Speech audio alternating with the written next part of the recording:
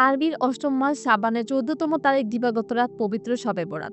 এ রাতে সূর্যাস্তের পর থেকে শেষ রাত পর্যন্ত মহান আল্লাহ তাআলা পৃথিবীর প্রথম আকাশে এসে তার বান্দাকে এরকম মায়া আর দয়া নিয়ে ডাকতে থাকেন। যারা তার এ ডাকে সাড়া দিয়ে প্রার্থনায় লিপ্ত হয় তারা কল্যাণকামী হয়, সৌভাগ্যবান হয়। তিনি ডাকেন, কোনো ক্ষমাপ্রার্থী আছো কি? আমার কাছে ক্ষমা চাও, আমি ক্ষমা করে দেব। কারো রিজিকের প্রয়োজন আছে কি? আমার কাছে চাও, আমি রিজিক দেব। কোনো বিপদগ্রস্ত আছো কি? আমার কাছে মুক্তি চাও, আমি বিপদ মুক্ত করে দেব। নবীজি সাল্লাল্লাহু আলাইহি ওয়াসাল্লাম মুসলিম উম্মাহকে এ রাতে অধিক পরিমাণে নফল ইবাদত এবং পরের দিন রোজা রাখার উপদেশ দিয়েছেন। ইবনে মাজাহ। সব অর্থ রাত, বরাত অর্থ মুক্তি। শবে বরাত মানে মুক্তির রাত। কিছু অভিশপ্ত লোক ছাড়া আল্লাহ তাআলা এ রাতে সবাইকে ক্ষমার সুযোগ করে দেন।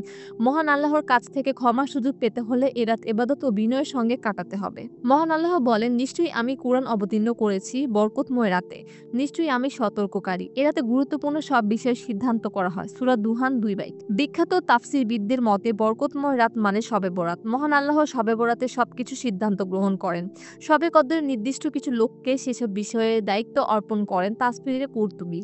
শাবান মাস হলো নবীজির প্রতি অগাধ ভক্তি, শ্রদ্ধা ও প্রেম ভালোবাসা প্রদর্শনের মাস। তা হতে হবে সুন্নত অনুশীলনের মাধ্যমে।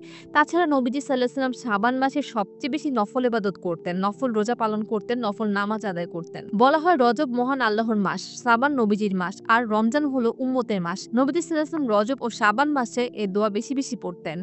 আল্লাহুম্মা বারিক লানা ফি রজাবা ওয়া শাবান ওয়া বাল্লিগনা রামাদান। হে আল্লাহ, রজব মাস এবং শাবান মাস আমাদের জন্য বরকতময় করুন। রমজান পর্যন্ত আমাদের জীবন দান করুন। মুসনাদে আহমদ।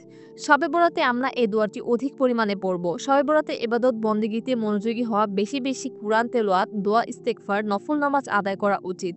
দরিদ্রদের সাহায্য করা, যাকাত ও দান সদকা দিয়ে গরিব অসহায়দের সাহায্য করা উচিত। ১৪ শাবানের দিবাগত রাতে রাত জাগরণ, দোয়া, ইবাদত ও আল্লাহর কাছে ক্ষমা প্রার্থনা করা সুন্নত আমল। এটাতে আমাদের উচিত অপ্রয়োজনীয় সময় ব্যয় না করে এই পবিত্র রজনীতে আল্লাহর ইবাদত বন্দেগীতে আত্মনিয়োগ করা। তাহিয়াতুল ওযু, দুখুলিল মসজিদ, আওয়াবিন, তাহাজ্জুদ, সালাতুত তাসবিহ, সালাতুল হাজাত ও অন্যান্য নফল নামাজ পড়া। কারণ নফল ইবাদতের মধ্যে শ্রেষ্ঠ হলো নামাজ। প্রতিটি নফল ইবাদতের জন্য তাজা অজু এও নতুন করে অজু এর মোস্তাহাব। কারণ নফল ইবাদতের মধ্যে শ্রেষ্ঠ হলো নামাজ। প্রতিটি নফল ইবাদতের জন্য তাজা অজু বা নতুন অজু করা মোস্তাহাব। অত্যাধিক নফল নামাজ এ রাতের শোভা বর্ধন করে। আমাদের উচিত নামাজের কিরাত ধীর গতিতে পড়া, রুকু সেজদা দীর্ঘ করা, অধিক পরিমাণে কুরআন তেলাওয়াত করা, দুরূদ শরীফ পড়া, অধিক পরিমাণে তাওবা ইস্তিগফার করা, তাসবিহ, তাহলিল, জিকির, আজকার ইত্যাদি ইবাদতে মগ্ন থাকা। নিজের জন্য, পিতামাতার জন্য, আত্মীয়স্বজন, বন্ধু-বান্ধবের জন্য, সব মুমিন মুসলমান এবং দেশ ও জাতির কল্যাণের জন্য মহান আল্লাহর কাছে প্রার্থনা করা। মহান আল্লাহর কাছ থেকে আমাদের পাপ মোচন করানো এবং ভাগ্যায়নের জন্য প্রার্থনা করার একটা শ্রেষ্ঠ সুযোগ। শবে বরাত রজনীতে নিজের যাবতীয় গুনাহের জন্য তওবা করে রব্বুল আলামিনের দরবারে ক্ষমা প্রার্থনা করা। নিজের মনের নেক আশা আকাঙ্ক্ষা পূরণের জন্য ও মৃতদের মাগফিরাতের জন্য বেশি বেশি দোয়া করা। নফল নামাজ, কোরআন তেলাওয়াত, জিকির, আজকার, দোয়া, দুরূদ, তওবা, ইস্তেগফার, দান সদকা, উমরে কাজা, নামাজ, কবর জিয়ারত সহ ইত্যাদি নফল আমলের মধ্যে রাত গুজার করা।